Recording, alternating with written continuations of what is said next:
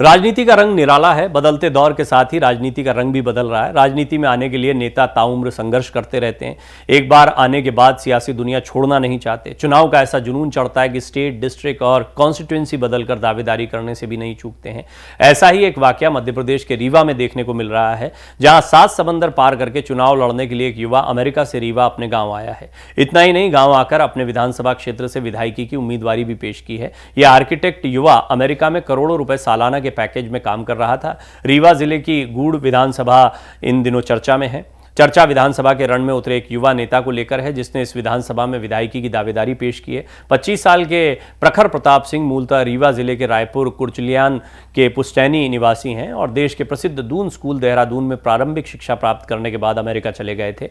America में architect की degree और इटली में मास्टर डिग्री हासिल की। डिग्री पूरी होते ही प्रखर प्रताप सिंह को भारतीय मुद्रा के हिसाब से 1 करोड़ रुपए सालाना के पैकेज की नौकरी अमेरिका में मिल गई। लेकिन वतन की मिट्टी, महक, गाँव की यादें, गरीबों का दर्द, ये सारी चीज़ें जो है वो, जैसे आप स्वदेश फिल्म आपने देखी होगी शाहरुख खान की, कुछ उसी अंदाज में वो वापस अपने देश आ गए। अमेरिका में मौजूद इंडियन सोसाइटी में प्रखर प्रताप सिंह की मुलाकात कुछ भारतीय नेताओं से हुई। इस मुलाकात से प्रखर को नई राह पर चलने की एक उम्मीद मिली। राजनीति के पार्ट से अनभिज्ञ आर्किटेक्ट प्रखर प्रताप सिंह भारत लौट आए और राजनीति के रण में उतर गए। गूढ़ विधानसभा सीट से उम्मीदवारी कर जनता की सेवा करने का मजबूत इरादा कर लिया। इससे पहले प्रखर प्रताप सिंह के घराने से कोई भी राजनीति में नहीं गया था। प्रखर प्रताप सिंह के जुनून को देखकर आम आदमी पार्टी ने उन्हें अपना प्रत्याशी बनाया है। आप उम्मीदवार के पिता भानु सिंह बताते हैं कि प्रखर बचपन से ही काफी होनहार थे। पढ़ाई में ललक देखते हुए उनको दून स्कूल भेजना पड़ा। दून से अमेरिका और फिर इटली का सफर तय किया। अच्छा पैकेज मिलने से प्रखर अमेरिका में रहने की उनको सलाह भी दी थी, लेकिन अपने बब्बा साहब से प्रभावित होकर प्रखर समाज सेवा की राह पर चल पड़े। प्रखर का कहना है कि उनकी विधानसभा में कई समस्याएं हैं, गरीबों की छोटी छोटी ज़रूरतें हैं जो पूरी नहीं हो पाई हैं। उनका लक्ष्य है कि रूट लेवल पर काम करें ताकि उनके जीवन स्तर और जनता को खुशहाल कर पाएं। देखिए, आम आदमी पार्टी ने यह तरीका पहले भी अपनाया। आम आदमी पार्टी अब वो वाली आम आदमी पार्टी नहीं रही जो बिल्कुल आंदोलन के बाद बनना शुरू हुई थी और दिल्ली तक सीमित दिखाई पड़ती थी। अब आम आदमी पार्टी राष्ट्रीय पार्टी बन चुकी है और वो मध्य प्रदेश में भी अपनी धमक दिखाना चाहते हैं। निकाय चुनाव के दौरान कुछ सफलता मिली भी है, लेकिन यहाँ पर देखिए, इंडिया अलायंस का कोई मामला जम नहीं पाया। ना आम आदमी पार्टी के साथ, ना समाजवादी पार्टी के साथ, तो बड़ी खटपट होती रही। ये पहले से तय था कि आम आदमी पार्टी हो चाहे तमाम राजनीतिक दल हो, उनको अपने विस्तार के बारे में भी सोचना है। सिर्फ कांग्रेस के लिए ये सोचकर कि इनके साथ लोकसभा में हमारा कोई गठबंधन होगा, इन चीज़ों को छोड़ा नहीं जा सकता। तो आम आदमी पार्टी न सिर्फ अपने प्रत्याशी उतार रही है, ये कोई फॉर्मेलिटी नहीं, वो सीटें भी लाना चाहते हैं, वोटिंग परसेंटेज को भी बढ़ाना चाहते हैं।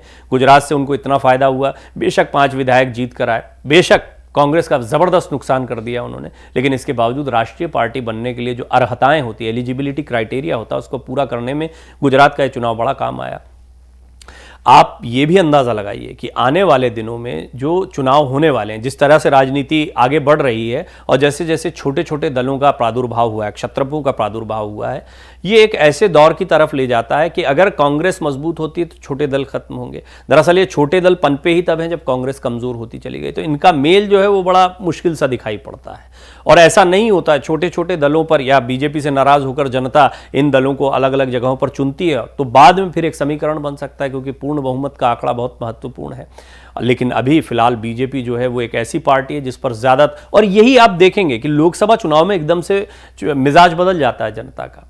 विधानसभा में कुछ नतीजा आता है लेकिन लोकसभा चुनाव में कुछ और नतीजा आता है। इसकी बड़ी वजह है कि जनता भी एक स्थायी सरकार के विषय में सोचती है, एक चेहरे के बारे में सोचती है, उनके काम को देखती भी है और उसके बाद में अपना निर्णय लेती है। लेकिन यहाँ पर विपक्ष के पास अभी वो एकजुटता देखने को ही नहीं मिल रही। उठापटक तो है ही, कोई एक सर्वमान्य चेहरा भी नहीं। कांग्रेस की राजनीति को ये छोटे छोटे दल जानते हैं, उनको पता है कि आने वाले दिनों में फिर कांग्रेस जो है वो और हुआ भी। इंडिया अलायंस की जितनी बैठकें हुई उसके बाद ही स्पष्ट हो गया कि एक बार फिर लीडिंग पोजीशन में कांग्रेस आ गई।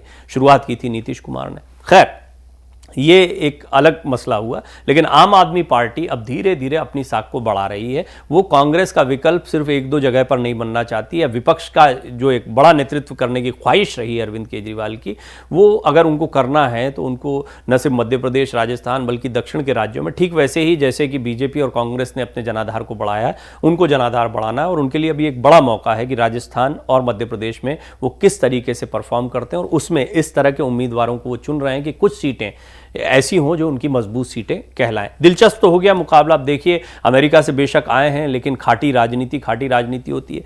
जमीन से जुड़े हुए नेता यहां पर अपनी तैयारियां कर रहे हैं, तो देखना दिलचस्प होगा इनका नतीजा क्या आता है।